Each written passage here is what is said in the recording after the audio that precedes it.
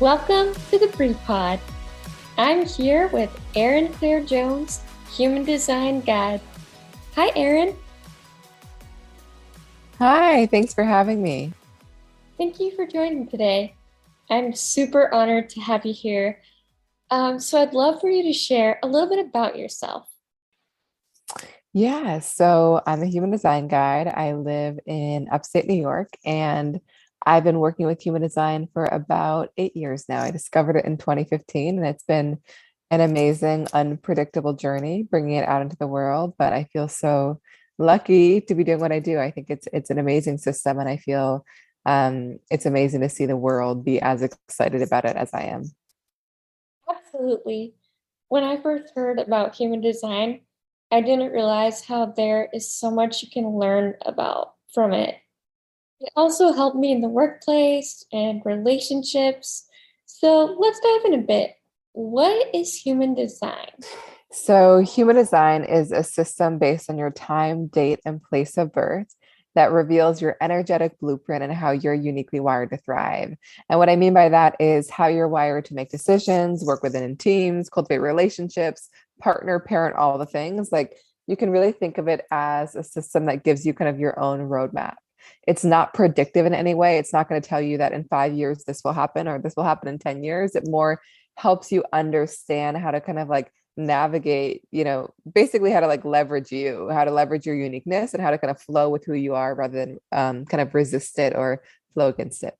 I love that. And it's funny that you say that because before I found out I was a manifester, I was living as a generator. Yeah. So many of us are. Yeah.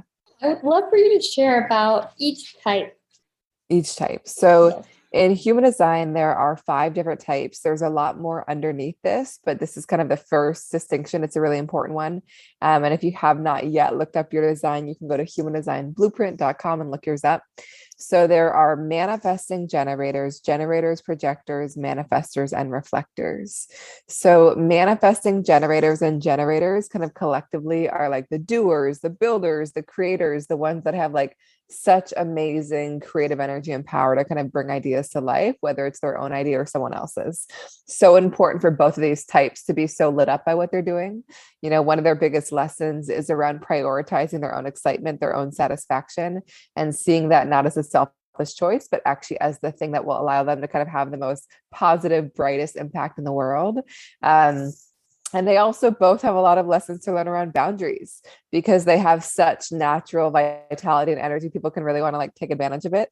And so their work is to kind of really have strong boundaries, say yes to what lights them up and like no to the rest, within bounds, but as much as possible. Manifesting generators specifically are often quite multi-passionate.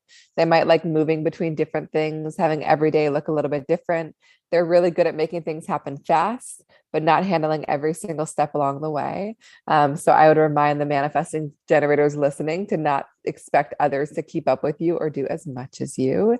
And then generators bring this really beautiful, kind of steadfast, committed, masterful energy in terms of bringing ideas to life. So they can actually be such amazing collaborators. The last piece that I would share about those types is that neither of them are meant to chase after things. They're both very naturally magnetic, and they're kind of actually meant to wait for things to show up in their world and light them up before they go after something. Is that all clear? Yes. Yeah. So then we've got projectors. Projectors are leaders, guides, advisors, teachers, not here to do all the doing. So much of being a projector is understanding that your energy is meant to ebb and flow.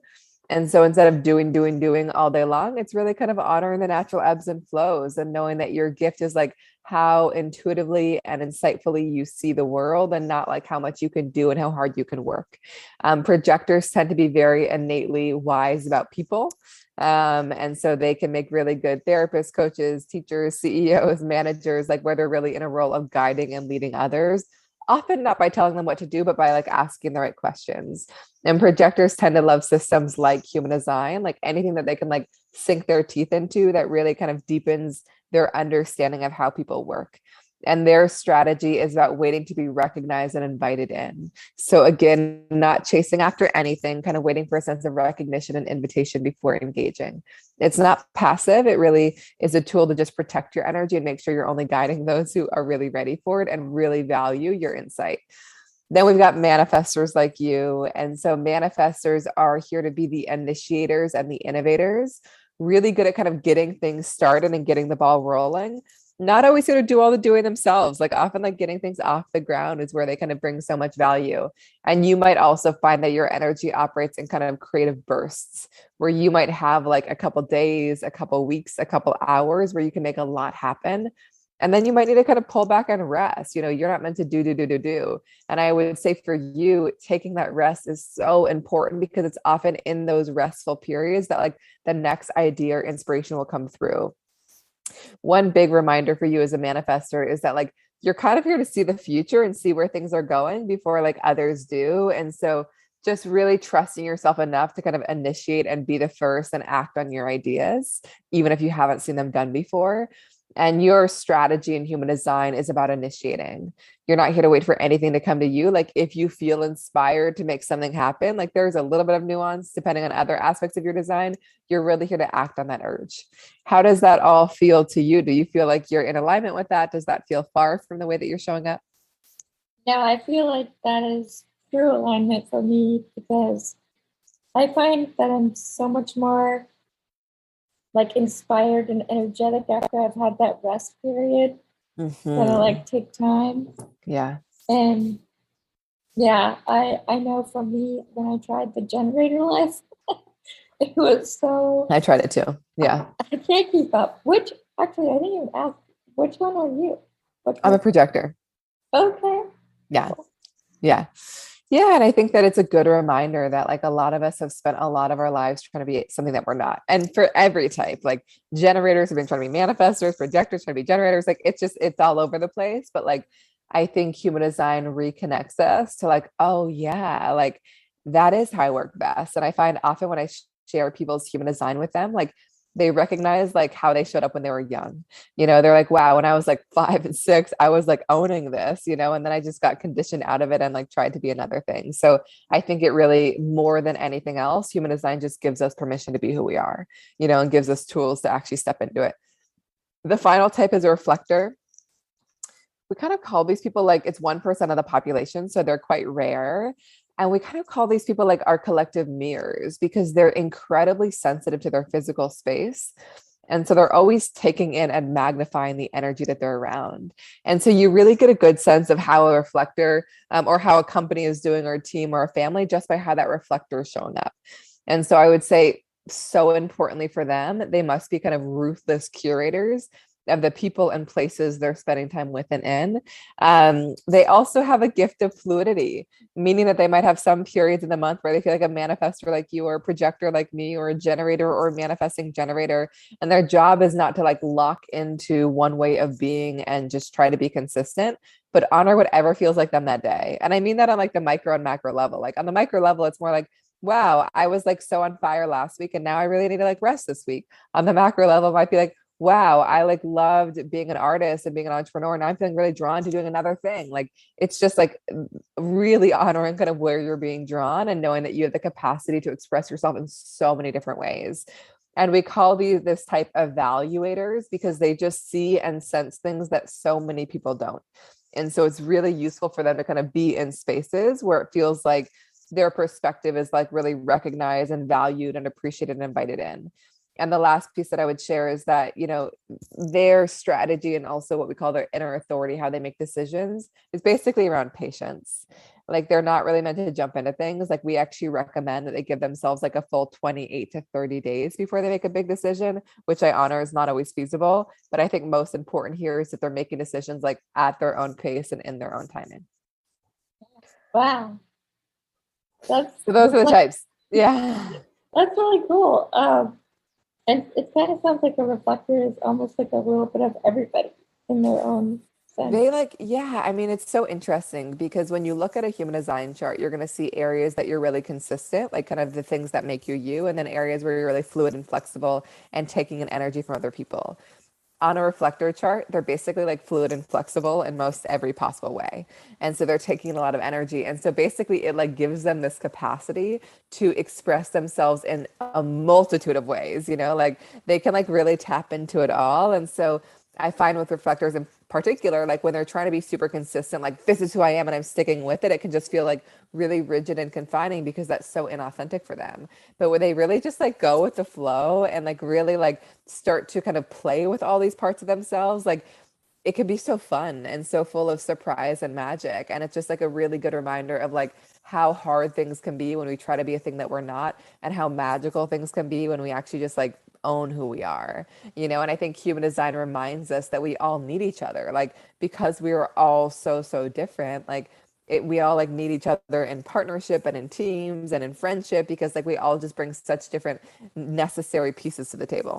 Absolutely. Yeah. I also love the fact with our human design, you can know you're out of alignment by, like, for me, apparently, if I'm angry, I know that I'm not in alignment. But if I feel peace, I'm aligned. And it's cool that it tells you that because you can kind of be aware of where you are too. Yeah.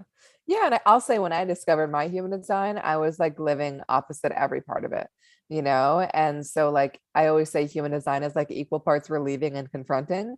There's often a piece where it's like, oh my God, I feel so much permission to be who I am. And then, like, another piece that might be like, ooh, I have not been doing that, you know? And so, like, it takes, and maybe you're living it and it's just affirmation. For me, that was not the case. I was not living it. But yes, what you're sharing about is that every type will have a signal that reveals when they're on or off track.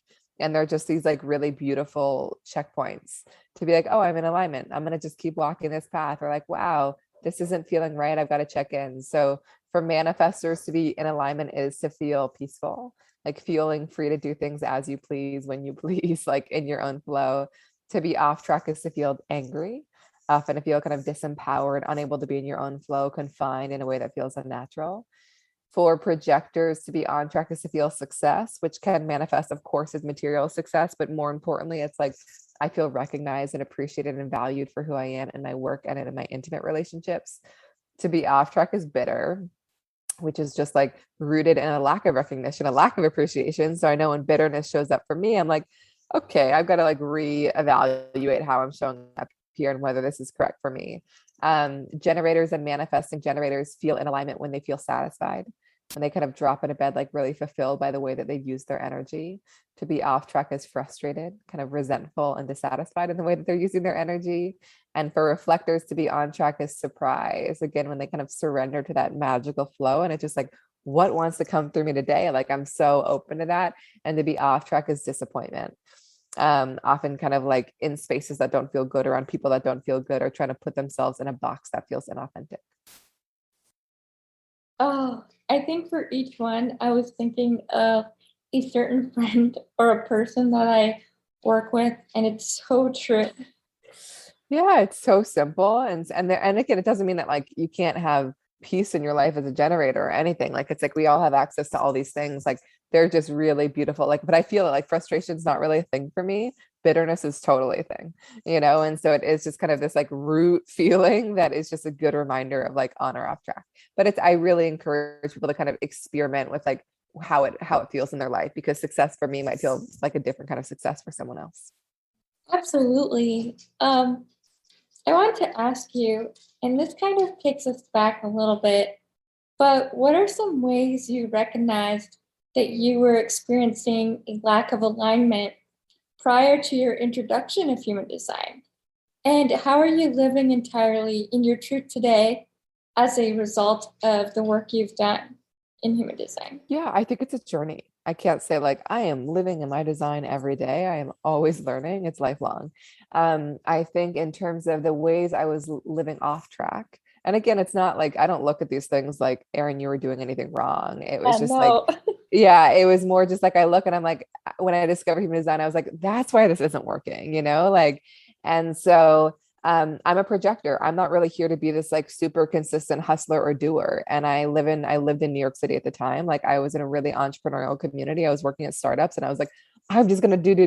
And honestly, like I would get hired at a startup. like really like just be amazing for like maybe 3 months, like just like on fire. And then I would just burn out, and then I would just kind of like dwindle. And so like it just wasn't sustainable for me. And so I think part of where I was living off track was that I was trying really hard to be a doer, and I wasn't trusting that like my intelligence about people could actually be a career. Like I think in every job I was in, it was always like they put me in front of people because they were just like, just interact with them. Like you just, and I love interacting with people. I love understanding them. I love asking them questions. So like that was always felt so natural. I didn't know it could be a career. And that's all I do now, And so that was a big lesson. And also knowing that rest is okay, honoring the ebbs and flows of my energy is okay. I think also a big part of my design as a projector was about waiting to be invited in and really kind of investing my energy in those who saw me. And I mean that like work wise, 100%, like working with those who value my perspective, but also friendship wise, like really like with people that really deeply saw me. And like I learned that not everyone who I want to see me like want to like I want them to see me and they don't always see me, So like I think I realized that I was initiating and chasing after and not waiting to be invited. And then another big area that I was living out of alignment is that we all have different ways of making decisions. And I, like you, are meant to take our time. We're not really meant to be super spontaneous. Like, just we're meant to feel into things and give it a beat, a day or two. I had been so spontaneous in the past and so regretful. And so, like, I think that I was also trying to make decisions and reach clarity much faster than was natural. So I was living out of alignment in basically all those areas and probably a bajillion others. I think that, like, where I feel like I'm living in alignment now, and again, it's a journey. I think knowing my human design allows me to kind of move out of resistance more quickly when it comes. One is I feel like I know my role. Like I no longer am trying to do everything on my own. I have a generator business partner who's my husband, and like, thank God for him. Like we've really had to like dial in on like, where does Erin offer the most value in the business, which is like content and working with people, and like really giving myself permission to just do that and not try to be like operations and strategy and all these things that just didn't feel like me, So one, I think a big one was allowing and support. I think also that strategy of being invited in, like I don't like pitch, I don't chase after, I don't like, I have a lot of fake accounts on Instagram that are like pitching people and my like pretending to be me. I'm like, I would just never do that, like, so, and it's not to say it's like the wrong thing. It's just not right for me. I know that my job in the business is to make myself visible and share myself with the world in the broadest possible way so that the right invitations can come in, so that's been a big piece. And then I think, I take my time, I feel into things, but honestly, I feel like where I feel most aligned is that I just feel like I'm just myself, and I feel like I get to be successful just being myself. And I think that I've seen a lot of amazing things manifest in my life since aligning with my design. And I can't be like, this all happened because of it. I don't know, but human design came into my life, obviously my partner, my home, just like a lot of magic has really, the business, just like a lot of things, just like everything just feels very aligned, in a way where I don't know where I'll be in 5 years, but I know what I'm doing right now is perfect. And so like, I just have to like it, and that's what I love. It's like, I can't be overly strategic about where it's going, but I can just like, all I can do is feel aligned in the moment and just like keep staying connected to that. I love that. And that gave such a beautiful insight of you. So thank you for that. Oh yeah, of course.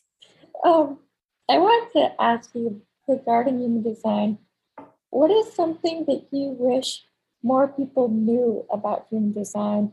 Or what do you think people get wrong about human design? I think two things. One is that like, and honestly, like all things, like, when you're learning human design, it's filtered through the lens of the person that you're learning from, and so like, it's just their life, their perspective inevitably is going to play a role. So I've had a lot of clients come to me and say like, oh, like, this person told me that like, because I'm a projector, I can't like, I don't know, I can't be this, or I can't have kid, just random stuff, or like, I know I've literally heard that when I'm like, what? Or like, as a generator, like, I can't be a coach, or as a man, whatever it is, like they're so random. And I think that like human design is not here to tell us what we can't do. I believe that we all can do anything in the world that we want. I think human design helps us know how we can do it best, and I think that like I want people to remember that like it's meant to be a system that empowers you and does not disempower you. So if there's any part of you that feels like, wow, this feels really disempowering and limiting, like I would just throw it away, but it's also often filtered through a lens that isn't very useful, so that's the first piece. The second piece that I would say is that like more information is not better. I think that often there's like a real obsession of like, but what is this gate and what is this line? And like, I get it. I get it because I am that person. I have gone so deep into the system and will continue to. And I think that like sometimes when we just like get obsessed with like memorizing every single detail, we're so much more in our heads than we actually are living our design. Like our design is meant to be experimented with, embodied, and not memorized, And so like I have sat with people that like they want to learn every detail, but like the most basic stuff they're not actually living, And so like they're not going to experience the benefits of all the other things. So everyone has their own journey with it, but I just want to remind people that like it can feel overwhelming because there's so much information, but often the simplest information is the most useful. So I would start with that, like experiment with like 2 or 3, and then take it more when you want. Like as we're talking about at the blueprint, like I create these big books and resources for people about their design, but like it's not because you're meant to integrate it all at once. It's because it's meant to be a thing that you keep returning to for years and just seeing kind of what parts are most relevant to where you are in the moment. So you can kind of really live that. I'm actually thankful that you said that because when I first received my blueprint, I was like, whoa, I have to learn a lot about myself. Yeah. And I thought in one shot, but as I've been kind of like I told you before this, I got this in July. It was a birthday gift to myself. Oh, yeah. And I've been just each kind of like month just giving myself little pieces. And You're doing it perfectly. Yeah. and thank you for saying that because I'm like, I'm so far behind with my And you have like I added a welcome. I added like a letter at the beginning, which I don't believe that I think you have an older version, but like I'm now really explicit at the beginning of like one piece at a time. You know what I mean? Open to one page. Like I think that I give people a lot so they have it, but not because I need to integrate it all at once. So I'm so glad you're doing that intuitively. Like I think that's the best way to work with the system. Thank you so much. So my next question for you, I have two actually. One is, how can human design help our listeners give themselves permission to be their most authentic selves? Yeah, I think that like my experience with human design is that it feels really familiar. Like it's like when I sit with people, it's not like I'm actually giving them all this like strange language where they're just like, whoa, what is that? They're just like, yep, totally. Uh-huh. I know that. Yep. Uh-huh. Like I just think that like so often I'm just giving them a language for things they've always felt, but often haven't given themselves permission to step into.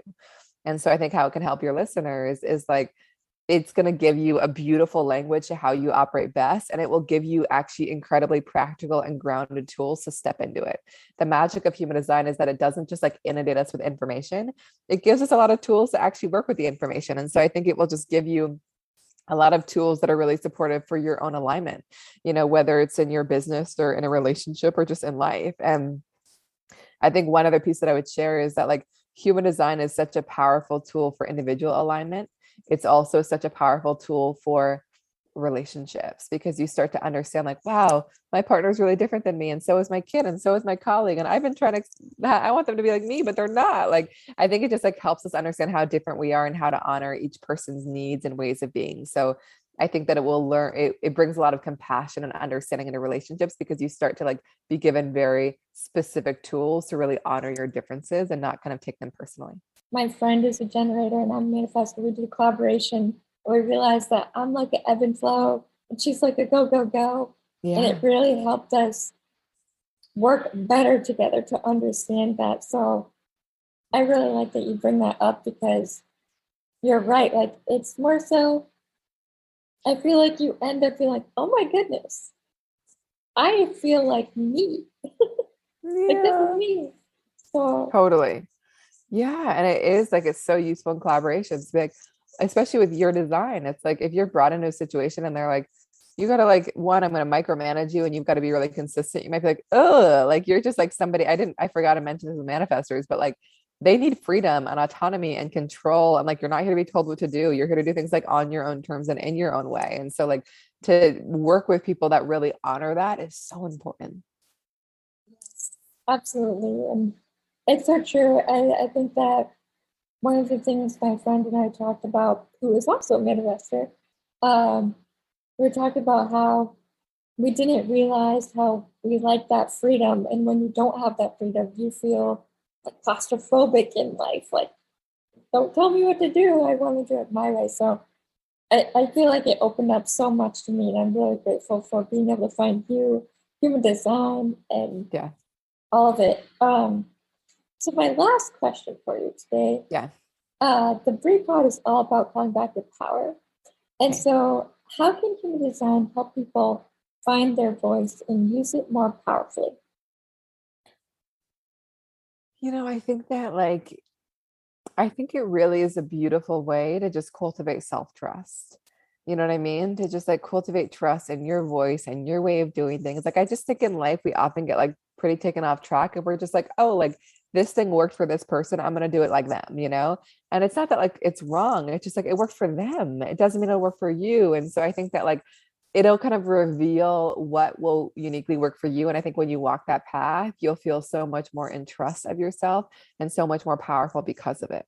And I love that that's what this podcast is about, because that's like the whole manifestor journey is just like reconnecting to and trusting your innate power, because you're such an innately powerful kind of impactful energy. And there's also a lot of pieces in our design that will speak to like, what is your voice and how do you best express? So there's a lot of nuances there. But I just think that like in general, really cultivate self-trust and a belief, a trust in your path, and like a trust in how you do things so that you aren't kind of questioning and getting in your head about it. Thank you. That is so beautiful. Everything you have shared is so helpful. And I'd just love for you to share, where can listeners find you? So I am at Erin Clare Jones on Instagram and I share a lot there. And then, if you want to get your blueprint, which we mentioned briefly, which is like it's now 55 plus pages, kind of written guide to your unique design. It's like a book all about you. And it's really meant to be delivered in like the most practical and empowering way. Is there a discount code that you want to use for it? Is there a word that you want to use? We can do something with like power. Power. Okay, let's have the discount code be power. Okay. And the you can get that at humandesignblueprint.com. And then I also offer individual sessions, partnership sessions, family sessions, as well as team sessions and monthly workshops. And that is all over at erinclarejones.com. Well, thank you for sharing that. I will absolutely say the blueprint is worth it. Oh, I still read it to this day. I love it. And there's just so much that I dove into. Like, I recommend it. thank you so much. That means the world. So lately, I've been having my special guests share a mantra or a quote or something that really speaks to them. And I'd love for you to share yours. I think that I would just say, like, I trust the path that feels right to me, even if it doesn't make sense to others. Like, I just think the encouragement for people of like, what works for you may not work for others. So extend others the grace that they might not do it like you, and give yourself permission to do it differently. That is so beautiful. I'm just so honored that you came on to the podcast and joining me today. Thank you so much. Thank you so much for having me. It was such a pleasure. With that, you are loved, you are worthy, you are cherished, and we are proud of you. Until next time on the Food Pod. Bye.